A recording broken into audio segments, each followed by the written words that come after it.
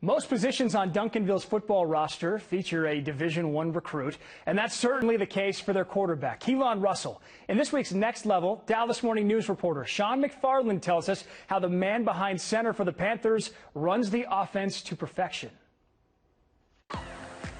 Duncanville has produced as much high-end football talent in Dallas-Fort Worth as any team since Reginald Samples took over the program. Just look at this year's team. They have one of the nation's best defensive players in Colin Simmons, one of the nation's best wide receivers in DeCorian Moore, and one of the nation's best running backs in Caden Durham. Now, they've got a quarterback too, one of the best in program history. That's bad news for the rest of Texas. Keelon Russell is just a junior, but he's already established himself as one of the best quarterbacks in the illustrious team's history. He took over as the starter in Week 1 last season after Jameer Willis tore his ACL and hasn't looked back. Russell passed for 2,377 yards and 22 touchdowns as a sophomore and led Duncanville to its first 6A Division I state championship over rival Galena Park North Shore. He's only gotten better too.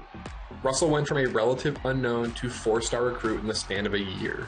His arm strength and poise have both improved, and he's given Duncanville's world-class defense a pretty solid offense to match, one that's averaged better than 50 points per game this season.